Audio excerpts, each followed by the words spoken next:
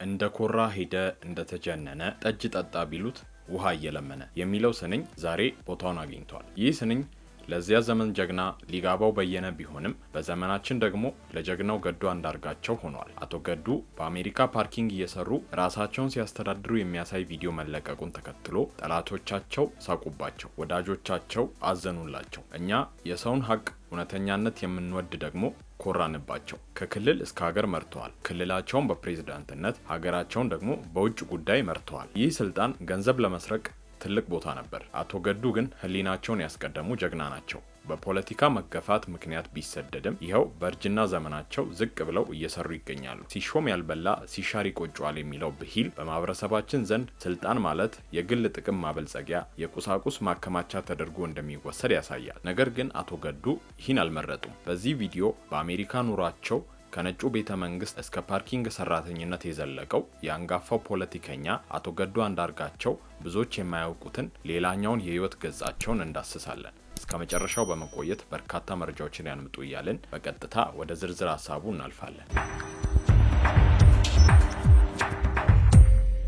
የቀድሞ የአማራ ክልል ፕሬዝዳንት አቶ ገዱ አንዳርጋቸው በአሜሪካን ሀገር ፓርኪንግ እየሰሩ የሚያሳይ አንድ ቪዲዮ ተለቆ በየቦታው መነጋገሪያ ሆኗል። ፖለቲካውን ለጊዜው እንተወውና እንደ ሰው እናስብ። በአንድ ወቅት የክልል ርዕሰ መስተዳደር፣ ሚኒስቴር ወይም ሌላ ከፍተኛ ኃላፊ ሆነ ከሰራ በኋላ ከስልጣን ስትወርድ ባለፈ ክብርና ባለፈ ማዕረግ ላይ ተንጠልጥለ ከመኖር ይልቅ ስራን በስራነቱ አክብረ ዝቅ ብለ ሰርተ ቤተሰብን ማስተዳደር የአስተዋይነት፣ የጽናት፣ የትልቅነት፣ የራስ መተማመን መገለጫ ነው። ስራ አያሳፍርም። ሰውን የሚያሳፍረው ሳይሰራ መኖር፣ የህዝብን ሀብት መዝረፍና በሌሎች ላብ ላይ ተንጠልጥሎ መኖር ነው። በንጹህ ላብ ሰርቶ ጥሮ ግሮ ማደር የሚሰጠው ውስጣዊ ሰላም ከማዕረግና ከወንበር የሚበልጥ ነው። በዚህ ረገድ አቶ ገዱ አንዳርጋቸው ሳይደነቁ አይታለፉ። ከአቶ ገዱ ጋር በፖለቲካ ላንስማማ እንችላለን። አንዳንዶቻችን አቋማቸው ላይመቸንም ይችላል። ይህ ግን ሰው እንደ ሰው የሚያሳየውን ጽናትና ቆራጥነት እንዳናከብር አያደርገንም። ይህ ለአሁን በስልጣን ላይ ላሉ ሚኒስትሮችና ከፍተኛ ኃላፊዎችም ትልቅ ትምህርት ነው። ስልጣን ዘላለማዊ አይደለም። ወንበርም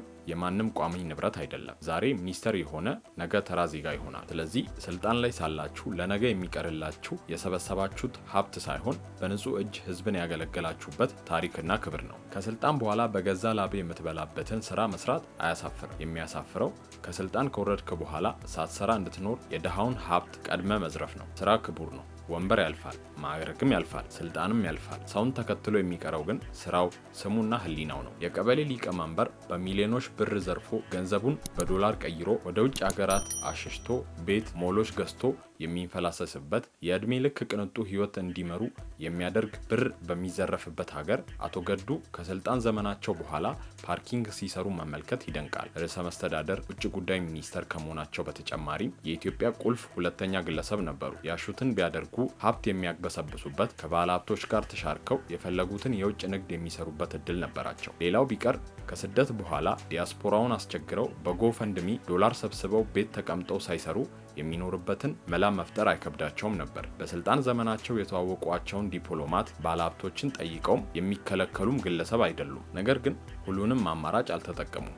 $1 ሚሊዮን ቢኖራቸው እንኳን አሜሪካን ላይ ቅንጡ ህይወት መኖር ያስችላቸው ነበር። ይህም አልሆነም። የሸገር ከተማ ከንቲባ በ2 ዓመት ሹመት ካናዳ ላይ ቅንጡ ቤት በገዛበት ሀገር ከ2 አስርት ዓመታት በላይ የሀገሪቱ ቁልፍ ሰው ዶክተር ገዱ ከነንጽህናቸው ጋር ፓርኪንግ እየሰሩ ህይወታቸውን ይገፋሉ። በስልጣን ዘመናቸው የነበራቸው ኢጎ ሳይገድባቸው፣ ክብራቸው ሳይሸብባቸው፣ የእድሜ መግፋት ሳይዛቸው ሰው ምን ይለኝ ይሁን ከሚል ይሉኝታ ወጥተው ቆመው የመኪና ጥበቃ፣ የፓርኪንግ አገልግሎት ለመስጠት ደፋ ቀና ይላሉ። ከዚህ በላይ ክብር፣ ከዚህ በላይ የሞራል ከፍታ፣ ከዚህ በላይ በራስ መተማመን ከየት ይገኛል? ከአቶ ገዱ ጋር የፖለቲካ ልዩነት ሊኖር ይችላል። በስልጣን ዘመናቸው በፈጸሟቸው ስራዎች ጠባሳ ሊኖር፣ አለመግባባት ሊሰፍን ይችላል። ይሄ ጤናማ ነው። ነገር ግን ምናልባትም በኢትዮጵያ ታሪክ ለዛውም ዘረፋና ሌብነት በሚበረታታበት ተራ የወረዳ ባለስልጣን ቢሊዮነር በሚሆንበት ዘመን ከነንጽህናቸው በመኪና ጥበቃ ስራ ተወጥረው ሲሯሯጡ የታዩ ብቸኛ ግለሰብ ናቸው። ከ5 ዓመት በፊት በነጩ ቤተ መንግስት የአሜሪካን ፕሬዝዳንት ዶናልድ ትራምፕ በክብር ተቀብሏቸው ከግብጽና ከሱዳን አቻዎቻቸው ጋር ስለ ህዳሴ ግድብ የተወያዩ ባለስልጣን ዛሬ ዝቅ ብለው መኪና የሚጠብቁ በሁለቱ በሁለቱም የህይወት መንገዳቸው ከፍ ብለው የጎሉ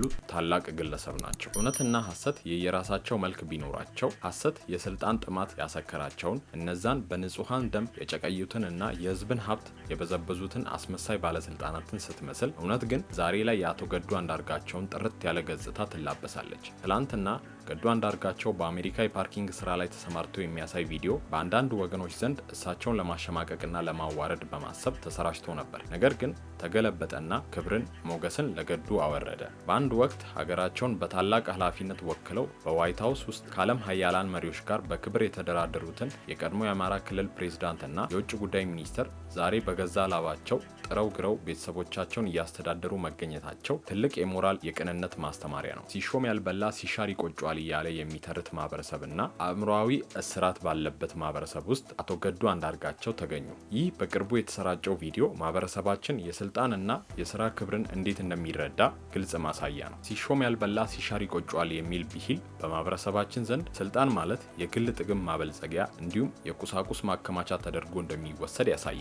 ስልጣንን ለህዝብ አገልግሎትና ለሀገር ለውጥ ከማዋል ይልቅ ለግል ብልጽግና እንደተሰጠ እድል የመቁጠር አስተሳሰብ የቆየ የፖለቲካ ባህላችን ጥቁር ነጠብጣብ ነው። አንድ የቀድሞ ባለስልጣን ከስልጣን በኋላ በተራ ስራ ላይ ተሰማርቶ ቢገኝ እንኳን ማህበረሰቡ እንደ ውድቀትና እንደ ማሸማቀቂያ አድርጎ የሚያየው በዚህ የተሳሳተ ስሌት ምክንያት ነው። ስልጣን ላይ እያለ አልበላም ወይንም አላከማችም የሚል የጥፋተኝነት ስሜት በሌሎች አእምሮ ውስጥ እንዲፈጠር ያደርጋል። ማንኛውም ህጋዊና በላብ የሚሰራ ስራን ዝቅ አድርጎ መመልከት የማህበረሰባችን ሌላኛው ድክመት ነው። አንድ ሰው በቅንነትና በታማኝነት በላቡ ሰርቶ የሚኖር ከሆነ ስራው ፓርኪንግ ሆነ ሌላ ክብር ሊሰጠው እንጂ ሊሸማቀቅ አይገባም። በላብ ሰርቶ መኖርን እንደ ውድቀት፣ በስልጣን ወንበር ላይ ተቀምጦ ህዝብን መዝረፍን ደግሞ እንደ ብልህነት የሚያይ ማህበረሰብ የሞራል ውድቀት ገጥሞታል። ይህ አጋጣሚ የሚያሳየው የፖለቲካ ተፎካካሪዎችን ወይንም የቀድሞ መሪዎችን በሀሳብና በፖሊሲ ከመሞገት ይልቅ በግል ህይወታቸውና በማህበራዊ ደረጃቸው ላይ በማተኮር ስማቸውን ለማጠልሸት የሚደረገውን ዝቅተኛ አካሄድ ነው። አንድ የቀድሞ ባለስልጣን ከስልጣን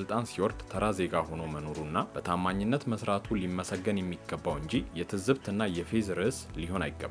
ማህበረሰባችን ከዚህ ሲሾም ያልበላ ከሚል ጊዜ ያለፈበትና ሙስናን ከሚያበረታታ አስተሳሰብ ካልወጣ ታማኝና ለህዝቡ የሚያስቡ መሪዎችን ማፍራት አይቻልም። እውነተኛ ክብር የሚገኘው በስልጣን ዘመን በሰሩት መልካም ስራና ከስልጣን በኋላ በሚኖሩት በቅንነት የተሞላ ህይወት እንጂ በስልጣን ከተማመኑበት ሀብትና ቁሳቁስ አይደለም። ስለዚህ ይህን መሰል አጠራጣሪ ቪዲዮዎችን ተንተርሶ ሰዎችን ለማሸማቀቅ መሞከር የሰዎችን ውድቀት ሳይሆን ማህበረሰቡን የአስተሳሰብ ዝቅጠት ነው የሚያንጸባርቀው። ውድ የቻናላችን ቤተሰቦች እናንተስ በዚህ ጉዳይ ላይ ያላችሁ ሀሳብ ምንድን ነው? ሀሳባችሁን አካፍሉ እያለን የዛሬውን ቪዲዮ እዚህ ጋር እናበቃለን። በቀጣይ እስክንገናኝ በሰላም ቆዩ።